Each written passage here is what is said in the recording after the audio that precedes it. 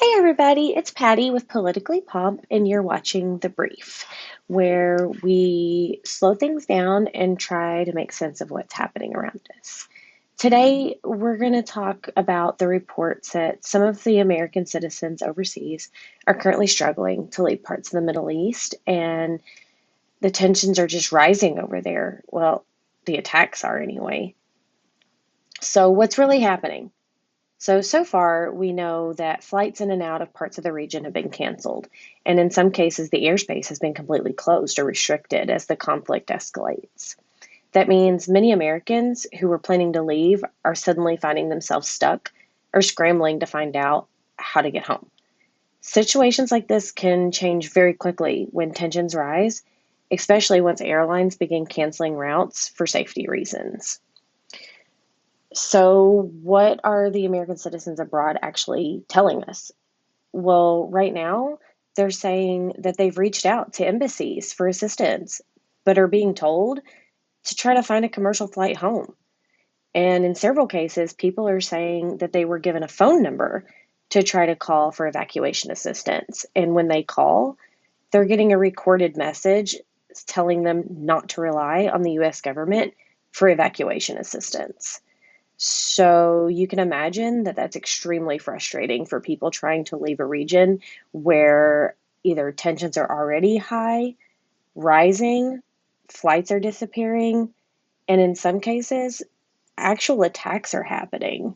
So many Americans are upset. So this is a good place to stop for a second and talk about how evacuations actually work. So a lot of people assume that if a conflict breaks out somewhere in the world, the US government just swoops in and evacuates its citizens.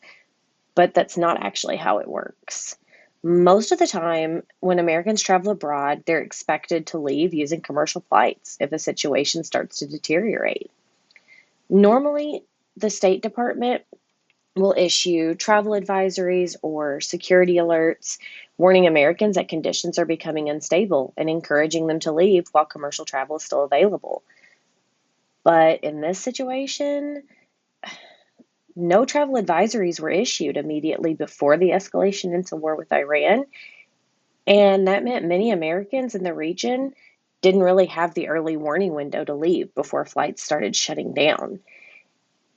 Normally, in extreme circumstances, when the commercial options disappear, the government will organize evacuation operations.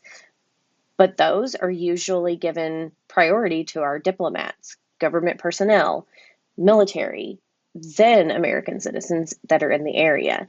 They follow the STEP program, which is the Smart Traveler Enrollment Program, and that allows the embassies to contact them directly during emergencies.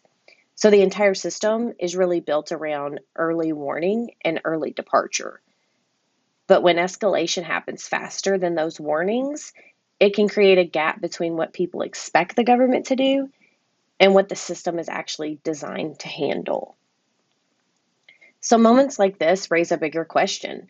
What responsibility does a government have to its citizens who are abroad when a conflict suddenly escalates?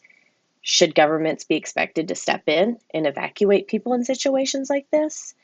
Or is it that simply one of those risks people take when traveling internationally? Me personally, I believe that we have a duty to our citizens, especially when they're put in harm's way at the behest of the government. This wasn't a conflict that just sprung up overnight where another country attacked us. We, in fact, attacked another country in conjunction with Israel.